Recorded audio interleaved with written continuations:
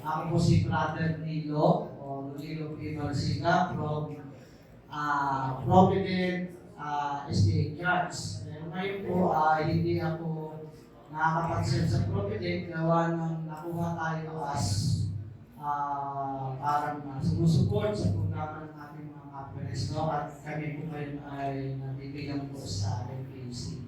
At nagbibigay po kami ng mga guidelines para po sa mga updates and upgrade training. So alam na natin lahat ang mga nalalaman natin sa programa dito. Pero nais lang natin na bigyan ng pansin yung mga bagay na nakakalimutan natin. So dito baka antukin kayo.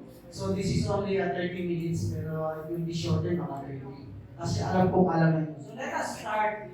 This is the presentation regarding the Pathfinder philosophy for President Pathfinder Club. So, sa ating pong mga nakaraan, tinatawag natin siyang basic staff training course. But today, tinagdagan natin yung courses. Naging BST training na lang siya. At siya ay belong ngayon sa CMT, which is the Club Ministry Training. BST Club Ministry Training. And after this training, I hope the pastor from this district will give you a certificate na talaga kayo ay na-involved. Hindi naman papayag na walang certificate, sir, no? And then we have an attendance.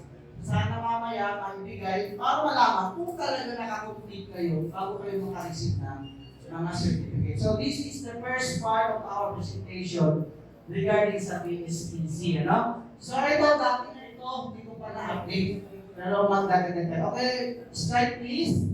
Okay, introduction. Sabi po nito, the basic staff training is designed to develop awareness in leaders of the basic fundamental of the Pathfinder Club and to help teachers become familiar with the procedures, policies, and resources necessary to commence and maintain a Pathfinder Club. Pagka wala pong itong introduction natin, how will you serve? How will you start? How will you proceed? Sa mga ongoing na mga activity. Kaya kailangan natin maintindihan na meron tayo hihirapan ngayon na talagang dapat maging aware tayo. Aware pa po ba kayo sa mga grounds ng training ng Pathfinder? O alam nyo lang, magpa-camping na lang, alam nyo lang, sabi nila, magtayin tayo. Pero you don't know the principles.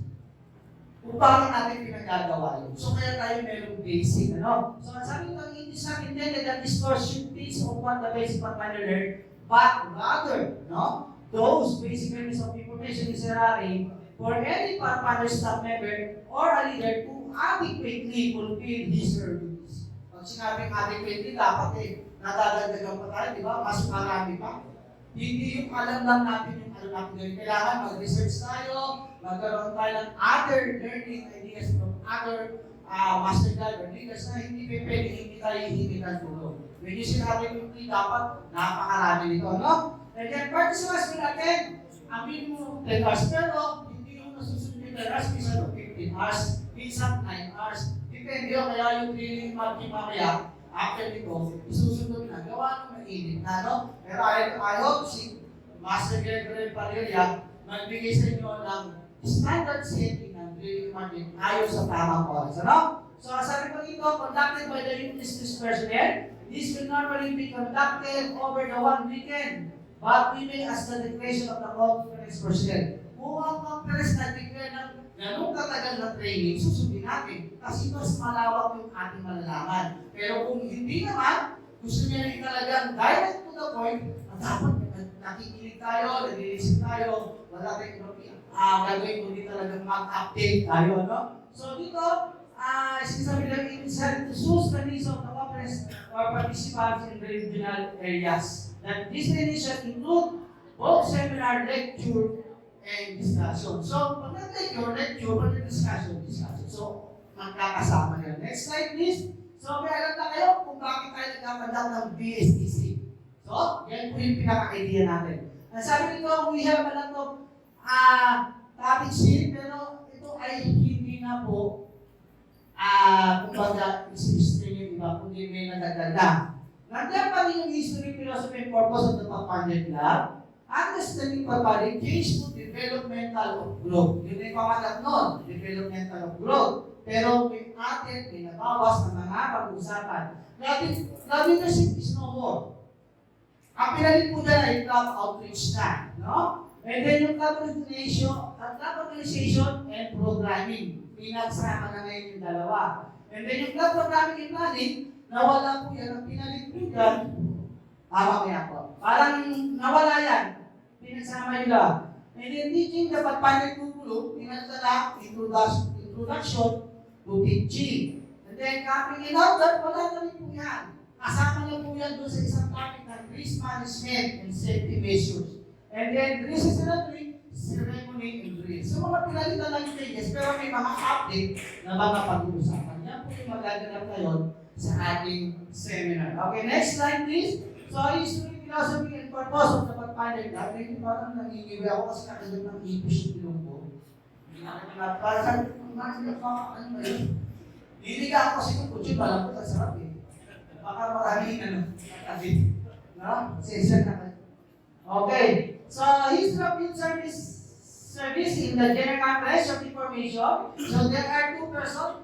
So, update natin kayo. Baka hindi nyo na alam. Tinatanong kayo ng bata. So, sino ba yun? Hindi rin yung masagot. Master grade kayo. Mga bata kayo sa klase. So, master grade ka pa naman. Yung mga ganun bata, hindi natin may wasak. Kung gagawin nyo, papatukan ninyo. Session po na ninyo. Lumayas ka natin sa katanggo. So, ganun tayo, minsan ako nakaka-encounter ko, napapahiya na sa panis pag hindi ako ready. Kasi mas magaling yung bata kaysa sa atin. No? Kaya minsan ayaw mo makinig kasi sabi lang, alam ko na yan siya. Ano sasabihin mo pag sinabing, alam ko na yan siya? Meron mo ako sasagot yan. Kung ako takang alam ko yan siya, ako hindi ko alam. Ano ang alam mo? Babalik ka rin mo lang eh, para mag-enjoy. So dito, sinabi dito si Harry Penner is 70 years old. At si Luther Warren ay 14 years old. So, dalawa yan natin, kabataan na siya lang. So, First Adventist Young People Society noong 1879, sila nag-start ng kanilang pag-iisip para magkaroon ng program. And then, they initially doon sa isang ginagawang hindi matapos na hangganan daw sa Hazelton, Michigan. Di ba nakarating yan? No?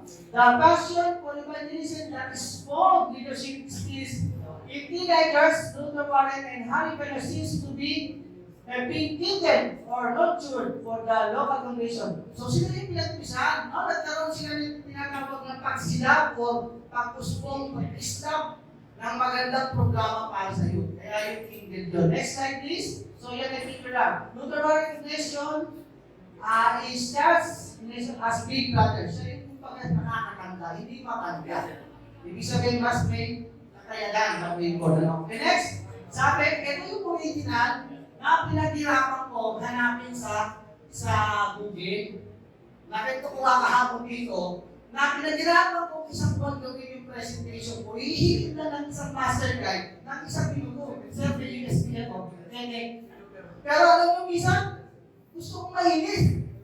Kasi master guide ako. Dapat marunong kang gumawa ng sarili mong presentation. Marunong din ako. Pero naisip ko yung gawa ng Panginoon, i-share mo yung blessing. Kasi nagawa mo. At baka naman siya, kung tanggapin niya, maihahagi niya yung pinahayag mo kung sino. Pero pagkapisan, gawa rin ko yung mga mas. Hindi yung hindi natin. Tama po ba?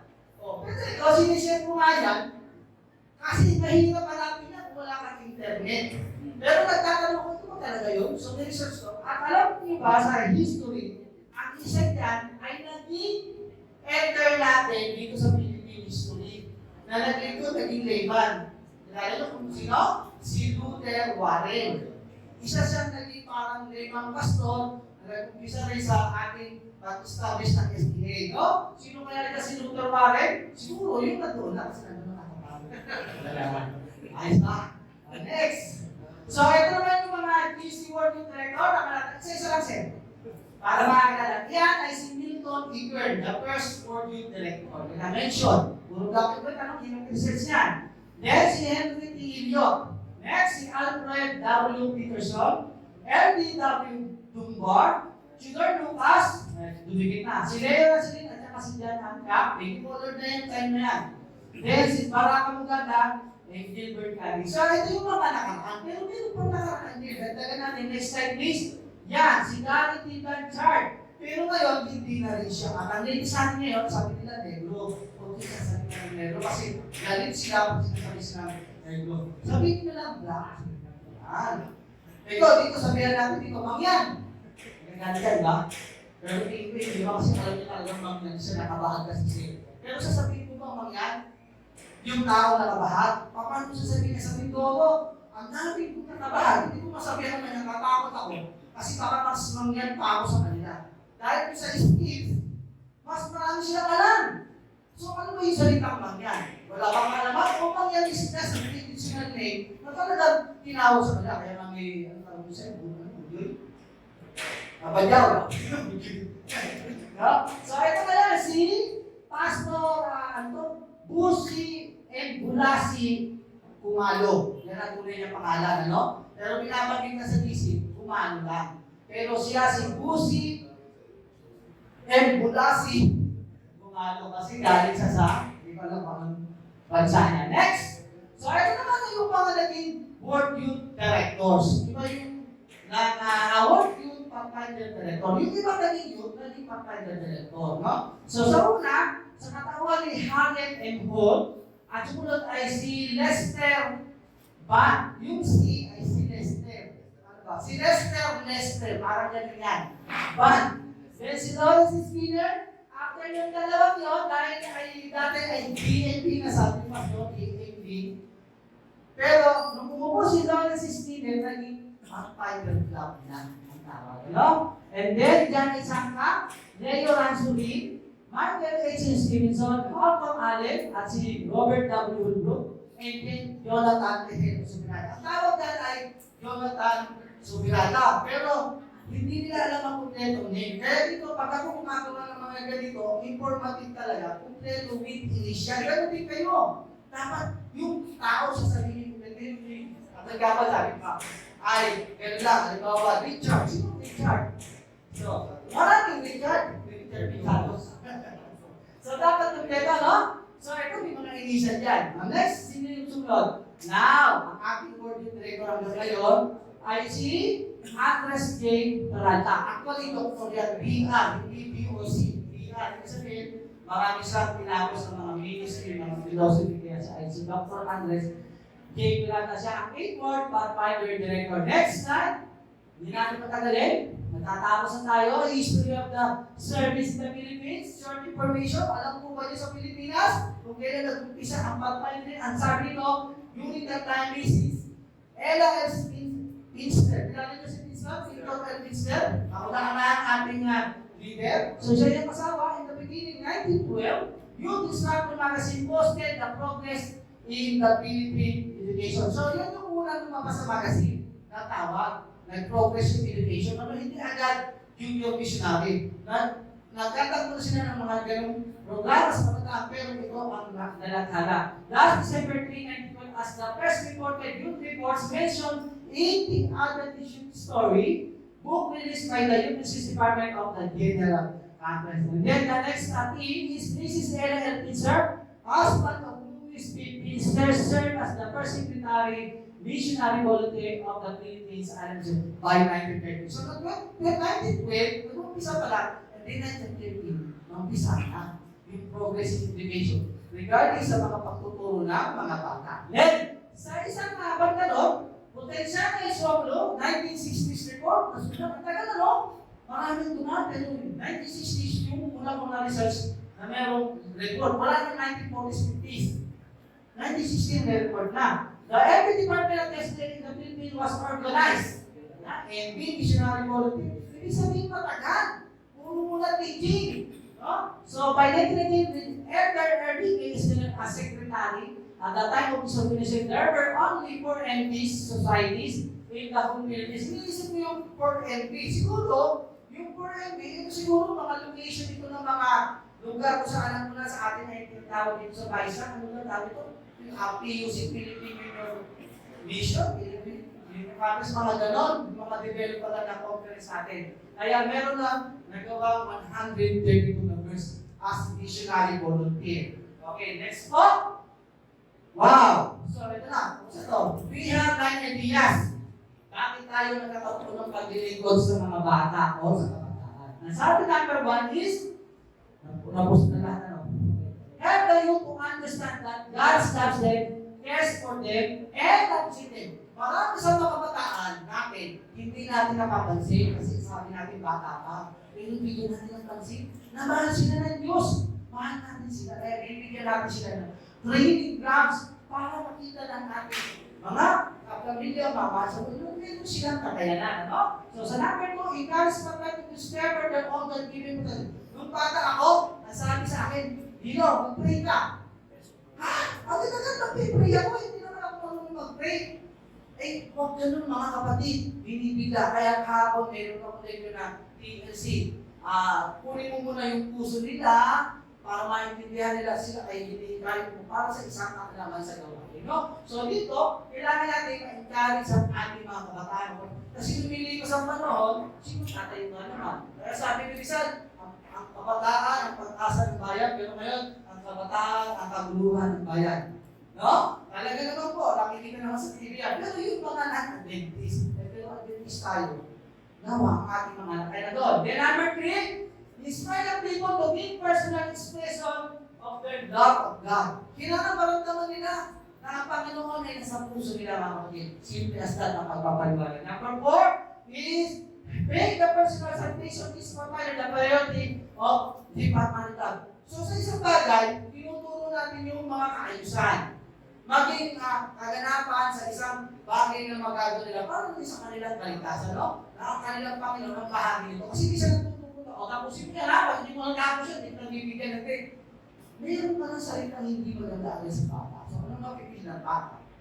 Kaya kasabi, be careful what, sabi ni Pastor Jesse, be careful what you are saying if you are a master guide. Kasi ang nasabi mo na, at narinig ng bata o ng isang kaibigan mo, tao mo, may damdamin mo, masasaktan, hindi niya na makakalimutan yung paano ka na ngayon. Paano ka makakabawi? Kaya kailangan din pinapahayag natin sa ating puso na mahalaga bilang isang Kristiyano ay matino tayo sa ating pagsasalita. Hindi sarcastic. Kailangan mayroong isang pag-unawa na mahal natin yung isang bagay na yun para sa kanila. Next! Build into your life a healthy appreciation of love or God's creation. Ayan. Minsan ang mga tao kawalan kasi sa mga puno, sa mga halaman, pag nakita nilang ganda, ay ganda na. Kaya ala, hindi na bibili yan. Minsan, ay ganda na to, beauty kasi. Huwag mong pinasin. Para yung iba makita. Huwag mong picture ka na ang ganda nito. Kaya akin na lang to. Wala nang nakakita. Kaya pag kami sa tuturuan talaga natin pahalagahan yung ginawa ng Panginoon. Marami niyang pabaya. Follow na lahat, may nakikita na ng kapara. So, ang daming nakakalimutan. Bakit? Because of us, nagkakaroon tayo ng, ayaw ko kung tawag ba doon, may negligence o talagang bagay na wala na rin tayo makita. Kasi hindi naman atin yan, hindi ko harapan yan, hindi naman binigay sa akin, kanila yan. So, huwag tayong makasalit kapag, no? So, pahalaga natin yung ginawa ng Panginoon sa mundong ito. Ano ba yun? Alam naman ninyo yan. Mahalaga ang buhay, no? Next! Here's what God specific skills and habits that will make their lives more satisfying and will occupy their time with profitable accomplishment. Kaya tayo mga leader na nagre-repress, nasaktan tayo, master-guide na tayo, pero hindi natin alam kung paano simulan yung tatapusin. Nagsimulan tayo, hindi matapos-tapos. Bakit hindi matapos-tapos? Kasi hindi natin masyadong pinag-aralan kung paano matatapos. Alam lang natin paano simulan kasi nakita lang natin. Eh kung paano yung practices natin? Kailangan ini-exercise natin yung isang bagay, nakasanayan, nakaalaman, na dapat magawa. Sabi natahin. Eh basic, okay, ball line. Kung ano po mga street nut, eh madali tapusin. Eh pinapagawa mo na ngayon, medyo advance. Buhol mo nga ito, magganitong buhol, eh lashing na pala yun. Eh hindi niya alam kung paano ibuhol. No? Hindi alam natin tapusin. Nahaba ng tali. Sabi sa putuli mo. Hindi nga matapos na hihinto ka haba eh. Eh, ba't mo kasi binigyan ng tali na kapakahaba? Eh, kung pastor, hindi pasabay ka rin, no? So, bigyan mo lang yung tala doon sa bagay na dapat may pakatapusan, no? Next. So, simple lang yun. Maraming kasanayan, ano? Nagpapasindi ka lang apoy. Hindi ka naman marunong magpapoy. May ka lang. Kung sinabi, may maturo ka lang, may masabi ka lang. Eto, sabi ko sa inyo, napakalaking leader. Nagpapagawa ng isang bagay, hindi naman na kaya gawin mo po gano'n. Mapapahiya kayo sa bata. Sinubukan ko ng bata. Sir, may swimming po tayo? Meron. Sige, mag-swimming tayo. Pagdating ko na ako, hindi marunong swimming. Yung bata magaling mag-dive kasi pala bata pala. Tinuturuan na. Eh ako naman na hindi gano'n. Tabo-tabo lang. Kaya huwag ka magturo na swimming. Kung hindi ka marunong mag-swimming, huwag ka magkapit ng swimming. Kaya sabi, hindi mo pwedeng ma-invest ang isang masakit pag hindi marunong mag-swimming. Paano na yun? Eh kung ka marunong mag-swimming, hindi marunong magligtas. Kaya pag hindi marunong mag-swimming, hindi marunong magligtas. Eh sino mas ikinalali mo doon? Meron po akong isang sinagik. Totoo po, hindi ako marunong lumamay sa malalim na tubig. Malalim na yun eh. Mababaw na. Ay, manunod. Hindi po tao yung nanunod. Galing po ng bata, inanod po. Ay, paano kayo niligtas yun? Nandun ng pera, nandun ng ibang gamit. Alam mo, hindi alam pa po gagawin ng bata. Ay ako rin, hindi ko rin alam na kung iba ko hindi sa kala ko yung buhay ko, malugod pa ako. So bilang basic, ganyan akong skills. Huwag ko ng tali, hindi ka ako ng tali, hinata ko. Ay hindi ka ligtas po yung gamit ng bata. Mga ganong bagay mga kapatid. Huwag tayong masyadong mag-stay sa isang relationship ng gawain na hindi naman talaga natin kaya. So kami mo, hindi naman nagpapahirap sa atin, hindi ka makarating sa langit. Pero sa langit, sabi na, walang master guide na may utang. Oo ba? Maraming master guide may utang. Invested na, hindi mababayad. Ulang na. Nakalimutan na, master guide. Maliligas pa kayo yan? Ay, nagtatays tayo. Nagbibili tayo. Nakakalimutan ko isang kapatid. May pangako ka pagkali sa lunes, dati sa isang buwan. Ngayon tinakot na isang nakalimutan ko na. Hindi kami napalingan ko. Marami sa atin, ano? Pero pag nakalipas ng isang taon, sabi ko yung salita sa Biblia, pag inagos ng tubig, hayaan mo ng Panginoon dumali sa iyong tagilid, di ba? Kaya ikaw, Father, pinapatawad kita doon. Ano? So, yun na nakakulutan sa akin. Kasi bigay ko talaga sa iyo, ano? So, ganun din tayo, ano? Kaya, sino kayong brother? Na tinutukoy ko, tawa lang tayo yan, ha? Hindi na higaw natin. Marami pa dyan, mahiling pang hingi. Hingi na hingi, ayaw naman magbigay. Paano na tayo, napalahingi kayo hindi marunong magbigay? So, marami tayong dapat sanayin sa ating sarili. Hindi lamang yung mga alangan, kundi sarili rin natin. Pag-iisip, ano? Next, encourage pagpal, let me sinipin. Sino po malaki ang tiyan dito? Ako po dati malaki ang tiyan. Ako po, iba po yung babae ha. Ibang usapan pag babae malaki ang tiyan. May asawa yun eh. Ang sinasabi ko, napabayaanan na. Kumain ng maraming kanin, uminom ng maraming tubig, kaya naman o kaya hindi nagisip. Pero kung talagang malaki, pero nang namatay ko yung asawa ko, na-stress ako, medyo nabawasan ko. No? Pero kagabi ang ulang tuyo, nakatapo yata akong rice. At kaya itong tuyo na ito, makasalanan ko eh. Wala ka sa kanila. So, in-encourage ko ba sa atin, maging peace pinapin kasi ang bata, tutulungan din natin maging magandang ang pangagawa. Next, di mo opportunity for the development of leadership. May kakalanan ang mga bata. Kanya po, bigyan natin ng suporta, hindi po marami tayo. Kaya sa mga training, sabi, nag-i-elect tayo sa mga captain na kasal. Sa manual, ang nakalagay, 6 months. Pero ang sabi ng isang leader, hindi kita gagawin 6 months, gagawin kita rin. Sa dami rin yung backfires, kailangan natin maging captain. So within 3 months, umikot yung pagiging captain, yung isa, umikot din. So lahat nakakatingin ng leadership, hindi siya isang taon buong captain. So marami nagreklamo yan yung bata ayaw sumagot kasi sila daw tulungan sila. Eh paano na yung mga pagtutulungan natin?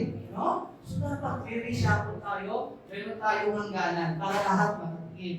So, seek to foster the harmonious development of physical, social, intellectual, spiritual life of others. So, kailangan natin makita yung isang magandang harmony. Samahan ninyo ng leader at ng bata. Na ang bata, hanggang ngayon, pagdaki mo, mentor ka. Nung nagkaroon kayo ko, sir, gagayahin kita, sir. Nag-hiking kami, kaya sa may dito sa may Cavite, nakalimutan ko na yun. Basta mountain yan, hinahin namin. At pinaka-worst na hiking dahil yung leader namin nag-kahit mula sa plano. No? Konting kwento, nagkita-kita ng hapon, nagpa-hiking ng gabi, bandang alas 7, biglang lumakas ng ulan, ay siyempre baha. Tapos yung mga kapatid hindi sinabihan kung anong dadalhin, yung pinagdala ng, yung ganyan kalaking tubig, bitbit, maggas.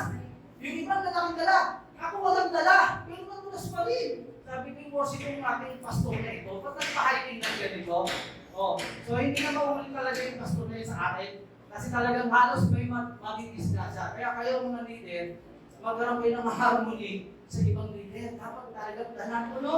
Para yung mga activity lahat ng nagagit yan, pa-espiritu man, paniwala ka pa rin. So maganda sa atin ngayon, meron tayong harmony, kahit galit kayo sa akin, sa mga nakaraang mga bagay na hindi ninyo ko kilala, tapos sa akin na ninyo, kaya ko pala i-friendly matters, hindi ko na masugit. So, sa time ko na, ako ay nagiging masama sa paningin ninyo, pagpasensahan ninyo, ay, ito pala si Sir Pino, ito pala si Brother Pino. So ngayon, bilang isang lingkod ng Diyos, nandito tayo sa right ideas, bakit tayo meron pang pag-direct, tinuturo sa ating tamang gabay para sa gawain ito. So magandang hapon, maraming salamat.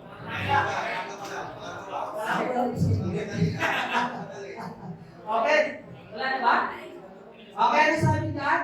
Oh, thank you very much. At muli, pakitawin niya ako. Hardon po ba kayo?